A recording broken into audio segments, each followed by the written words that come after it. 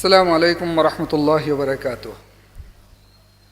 الحمد للہ رب العالمین وبہ نستعین وصلی اللہ علی رسولہ الکریم اما بعد اعوذ باللہ من الشیطان الرجیم بسم اللہ الرحمن الرحیم للرجال نصیب مما ترک الوالدان والاقربون وللنساء نصیب مما ترک الوالدان والاقربون مما قل منہ او کثر نصیبا مفروضا۔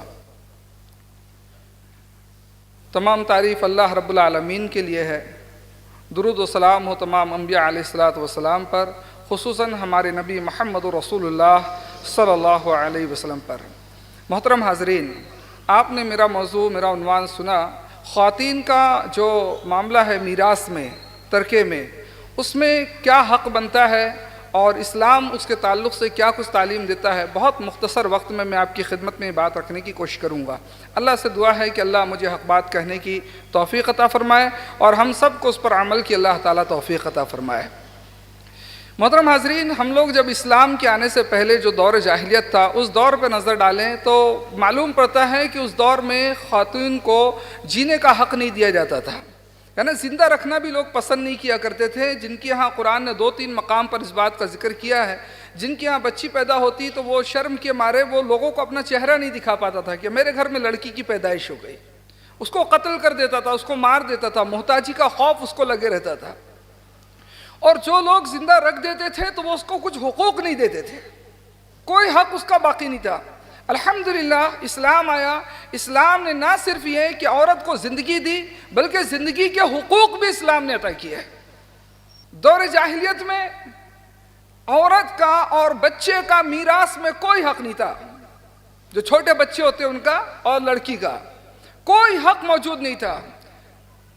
اسی طرح جب کسی شوہر کا انتقال ہو جاتا تو اس کی میراث میں سے، اس کے ترکے میں سے بیوی کو کچھ بھی نہیں دیا جاتا تھا، بلکہ بعض حالات تو ایسے ملتے ہیں کہ بیوی کو بھی شوہر کی جائیداد اور مال سمجھ کر بچوں میں سے کسی میں تقسیم کیا جاتا، کسی کے حصے میں وہ آتی تھی، وہ اس کو اپنی ملکیت سمجھتا، اپنا مال سمجھتا تھا۔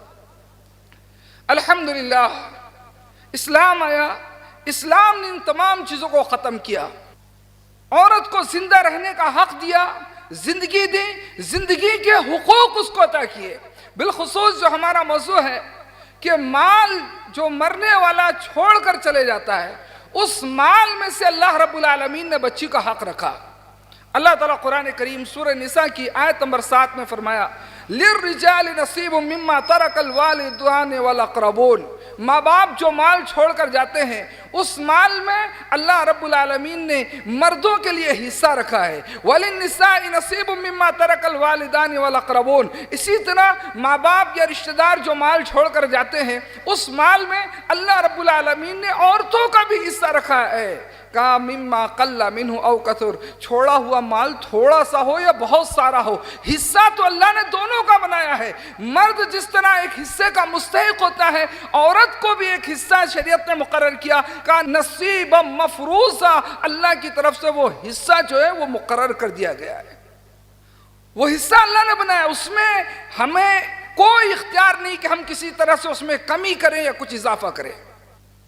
بچے کو حق دیا، قرآن کریم سورہ نساء میں اللہ رب العالمین نے اعلان فرمایا۔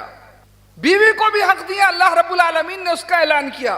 وَلَهُنَّ الرُّبُعُ، اللہ تعالیٰ نے فرمایا اگر تمہاری کوئی اولاد ہے تو ان کا چوتھا، اولاد نہیں تو ان کا چوتھا حصہ ہے، اولاد ہے تو ان کا 8واں حصہ ہے۔ بچے کو حق دیا، اللہ رب العالمین نے کہا لِلذَّكَرِ مِثْلُ حَظِّ الْأُنثَيَيْنِ، بچے کو لڑکے کے مقابلے میں آدھا دیا جائے، 2 لڑکیوں کے برابر ایک لڑکے کا حصہ بنایا جائے۔ قرآن نے بہت وضاحت کے ساتھ اس بات کو بیان کیا، اور قرآن نے اللہ رب العالمین نے فرمایا اگر صرف 2 بچیاں ہو، اس کے علاوہ کوئی اولاد نہیں، تو پورے مال کا 2/3 حصہ ان کو دے دیا جائے، 2/3 حصہ، یہ وہ دونوں آپس میں تقسیم کر لیں گے۔ اگر صرف ایک بیٹی ہے اور ایک بیٹی کے علاوہ کوئی دوسری اولاد نہیں، تو کہا باپ کے مال کا آدھا حصہ، پورے مال میں سے آدھا حصہ اس بچی کو دیا جائے، بقیہ آدھا دیگر وارثوں میں بانٹا جائے گا۔ آپ قرآن کے اس انداز پر غور کیجئے، وارثین یا لاحقین جو ہوتے ہیں وہ بہت سے ہوتے ہیں، ان کی کئی اقسام ہوتی ہیں، لیکن قرآن نے عورت کو کتنا مقام دیا کہ پورے مال میں کا آدھا حصہ کہا اس بچی کو دیا جائے۔ قرآن کریم سورہ نساء کی اس آیت کی تفسیر میں امام ابن کثیر رحمۃ اللہ علیہ، امام ابن عباس رحمۃ اللہ علیہ اور دیگر مفسرین نے جب اس آیت کی تفسیر نقل کی تو اس میں ایک واقعہ نقل کیا کہ ایک صحابی کا انتقال ہو گیا، اور اس صحابی کی کوئی نرینہ اولاد نہیں تھی، کوئی لڑکے نہیں تھے، ان کے 2 بیٹیاں بس تھیں۔ تو اب اس دور کا مزاج کیا تھا وہ دیکھے، ان کا انتقال ہو گیا، کوئی لڑکے نہیں ہیں، اب کون بچا؟ ان کی بیوی بچی ہے اور 2 بچیاں بچی۔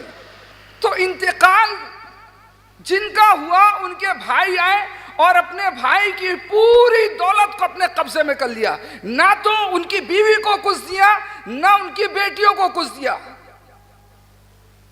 اب یہ جو بیوہ تھیں یہ پریشان ہوئی، یہ محمد رسول اللہ صلی اللہ علیہ وسلم کی خدمت میں حاضر ہوئی اور انہوں نے کہا اللہ کے رسول صلی اللہ علیہ وسلم میرے شوہر کا انتقال ہو گیا، وہ 2 بچیاں چھوڑ کر گئے، بچی شادی کی عمر کو پہنچ گئی، لیکن اللہ کے رسول صلی اللہ علیہ وسلم جو کچھ بھی مال تھا ان کا بھائی آیا وہ سب کے سب قبضہ کر لیا۔ اس دور میں عام طور پر ایسا رواج تھا، محمد رسول اللہ صلی اللہ علیہ وسلم نے ان رسوم و رواج کو ختم کرتے ہوئے فرمایا نہیں، جب والد نے 2 بچیاں چھوڑ کر گئے ہیں تو ان 2 بچیوں کو کل مال میں سے 2/3 حصہ دے دیا جائے، مال کے 3 حصے کیے جائیں اور 3 میں سے 2 حصے ان بچیوں کے سپرد کر دیا جائے، وہ بچی اس کو آپس میں تقسیم کر لیں گے۔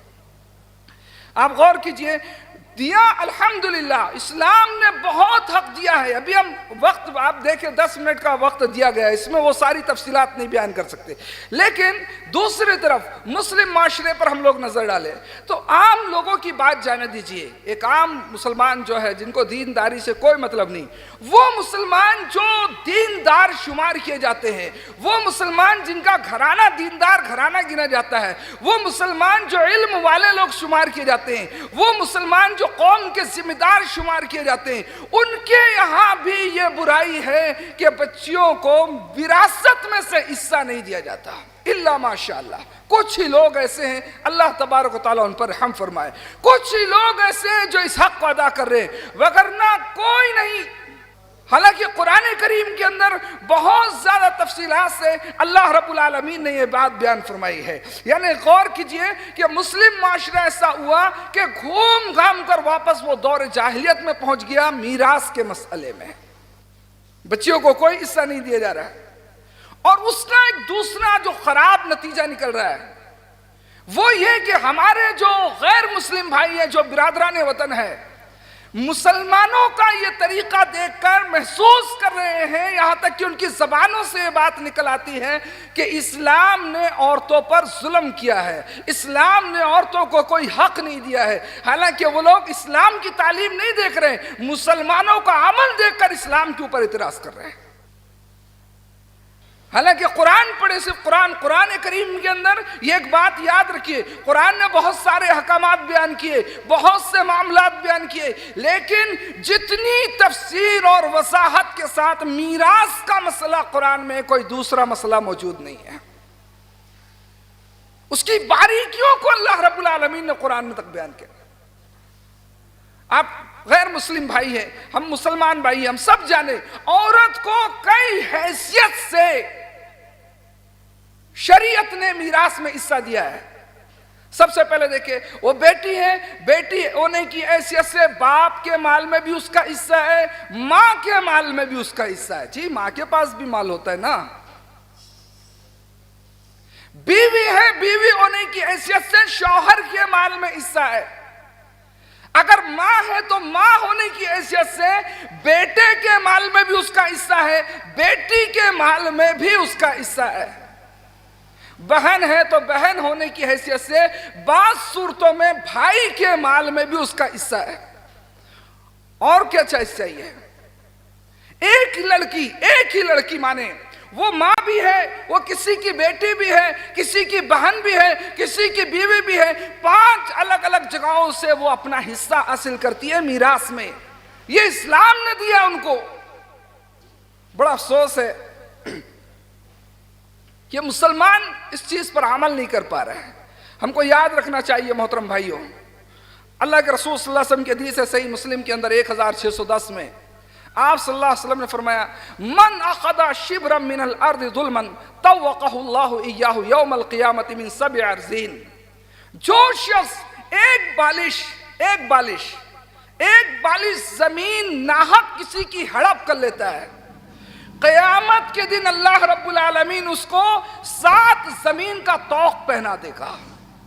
ایک بالش زمین ہڑپ کرنا مطلب یہ نہیں ہوتا کہ آپ کسی سے لڑائی جھگڑا کرے اس کا غصب کر لیں، ٹھیک ہے وہ ہڑپ کرنا ہے، وہ آپ نے ناحق کسی کی زمین قبضہ کر لی ہے۔ ہڑپ کرنا یہ بھی ہے کہ آپ کے مکان میں آپ کی بہن کا حصہ بنتا ہے لیکن آپ نے کسی بھی طرح سے بہن کو حصہ نہیں دیا، بلکہ جال سازی کر کے کچھ بناوٹی آپ نے قاعدے اور قوانین لا کر اس بہن کو حصے سے محروم کر دیا۔ یاد رکھیے ایک بالش زمین کی بات ہو رہی ہے، آپ تو ہمارے ہاں جو معاشرہ ہے اس میں تو پورے مکانات لوگ قبضہ کیے ہوئے ہیں، بہنوں کو حصہ نہیں دے رہے ہیں۔ والد صاحب کا انتقال ہو گیا، بہن کا حصہ بنتا ہے، دینا چاہیے۔ دوسری چیز، کچھ لوگوں کی یہاں رسم چلی ہے، اس پر توجہ دیجئے گا، وہ لوگ نکاح کے موقع پر جہیز کے نام پر بہت کچھ دے دیتے ہیں اور سوچتے ہیں کہ ہم بچی کے حق سے ادا ہو گئے۔ یہ ہوتا ہے نا، یہ گندگی کو پیشاب کے ذریعے سے پاک کرنا، یہ بالکل ویسے ہی قصہ ہے کہ ایک شخص کے جسم میں غلاظت لگ گئی، اب بولے اس غلاظت کو میں پیشاب سے دھو دیتا ہوں، تو کیا ہوگا؟ کیا غلاظت صاف ہو جائے گی؟ کیا گندگی اس کی ختم ہو جائے گی؟ کیا اس کا کپڑا پاک و صاف ہو جائے گا؟ نہیں نا، بالکل یہ ویسا قصہ ہے۔ ایک تو برائی ہے کہ میراث میں اس کو حق نہیں دیا جا رہا ہے، دوسری اس میں برائی ہے کہ ایک برائی کے ذریعے اس کے خاتمے کی دلیل دی جاتی ہے کہ بھئی جہیز میں ہم نے دی، جہیز خود ناجائز عمل ہے، وہ خود ناجائز عمل ہے، اس کے ذریعے سے کیسا شریعت کا ایک حکم آپ بدل سکتے ہیں؟ ایک چیز۔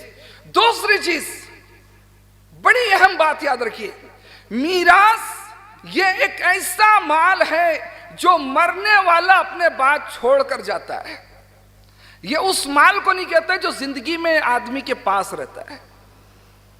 اس لیے قرآن میں مما ترکا ما ترکا، جو چھوڑ کر گیا، جتنا چھوڑ کر گیا، اس قسم کے الفاظ استعمال ہوئے ہیں۔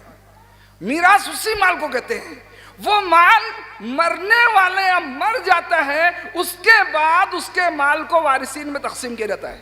میراث وہ مال نہیں جو زندگی میں تقسیم کیا جائے، زندگی میں جو تقسیم کر دیتے ہیں نا ان کے لیے جملہ استعمال کیا جاتا ہے کہ وہ زندہ لاش ہے۔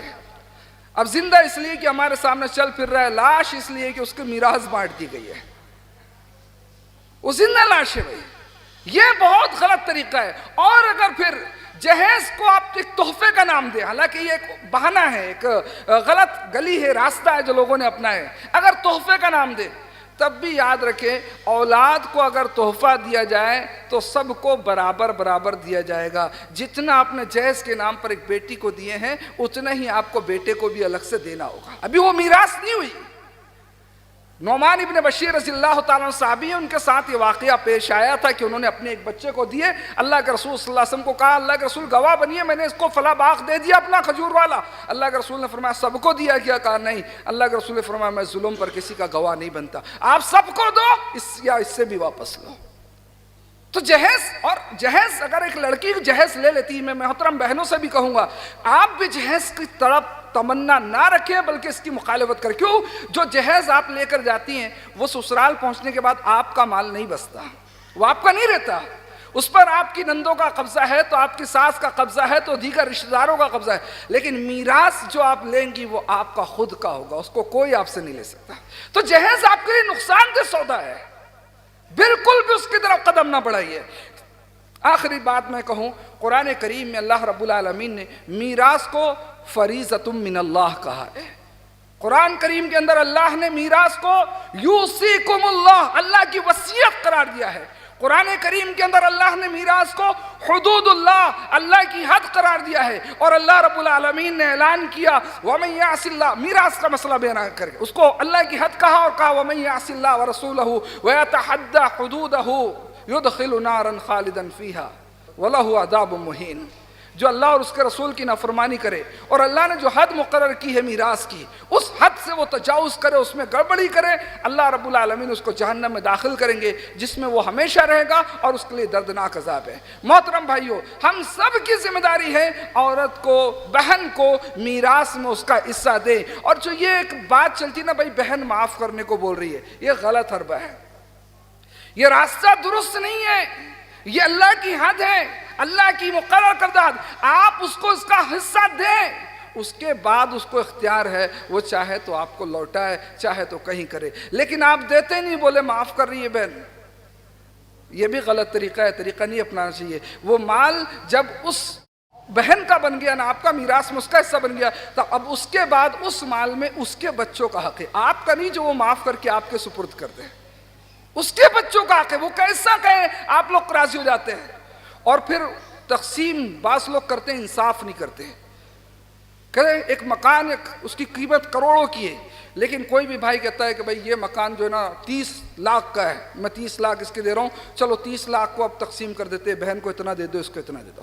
نہیں، صحیح پراپرٹی کا جو جانکار ہوتا ہے اس کے ذریعے سے اس کی قیمت نکالی جائے، اس کے بعد تقسیم کی جائے۔ دھوکے بازی نہیں چلے گی۔ یہ دنیا میں ہو سکتا ہے یا ہم سب یہ کر لیں، لیکن قیامت کے دن اللہ رب العالمین کے سامنے یہ سب چیزیں کام نہیں آئیں گی۔ دعا ہے اللہ رب العالمین ہم سب کو نیک اعمال کی توفیق عطا فرمائے۔ شریعت نے جو حقوق متعین کیے ہیں، اللہ تبارک تعالی ہم سب کو ان حقوق پر عمل کی توفیق عطا فرمائے، آمین۔ السلام علیکم ورحمۃ اللہ وبرکاتہ۔ It's Al Fajr Educational Foundation presentations.